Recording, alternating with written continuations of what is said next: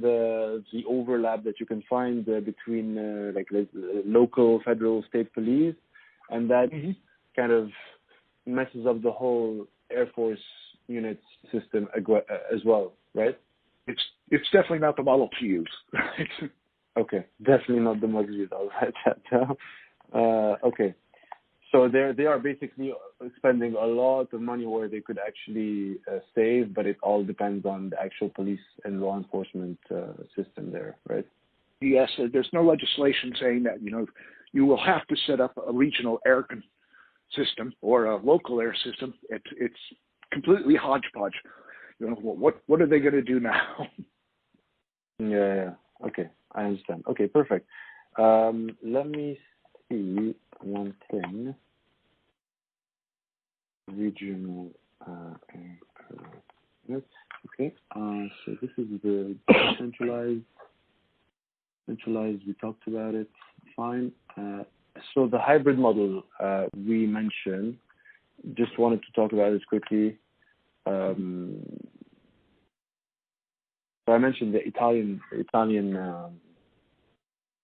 system where they have one central unit for the whole country that has 12 subordinates per region.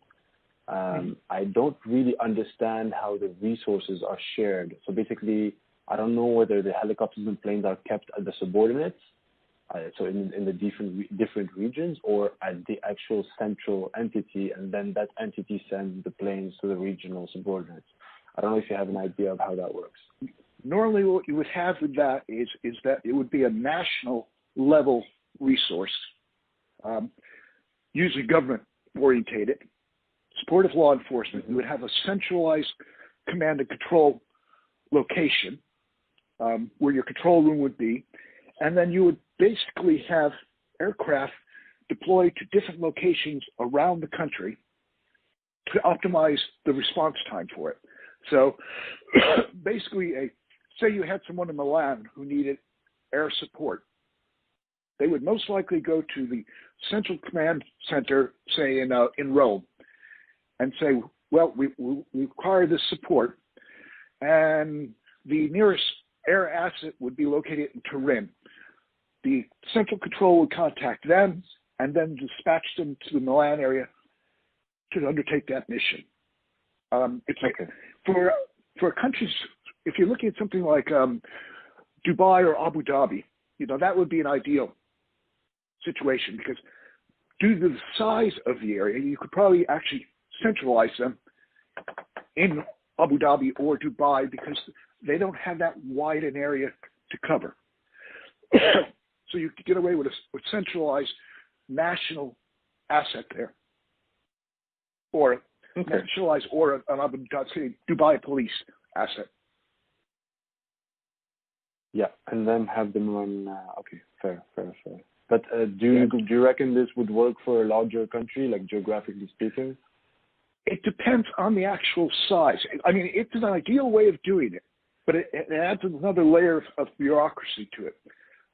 Because if I say in Canada, it wouldn't work. You wouldn't be able to do a national command center because of the political setup. They do it by regions.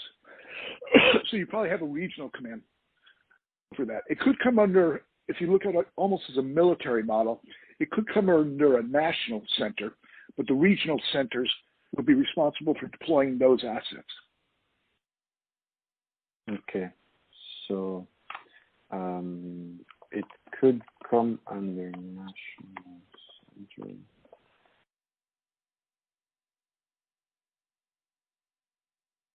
Assets. But I thought that's what we had described, actually. So basically, the regional center is responsible for kind of allocating the assets to which whatever crime or situation they need to deploy an aircraft for, and then the regional center is in charge of sending the aircraft because it's closer to the scene, right? They're just there to reduce response time. Am I right? Basically, they're basically deployed locations. All the aircraft would belong to that one central organization, but they'd be geographically deployed to different areas. So basically, the advantages are reduced response time, Uh,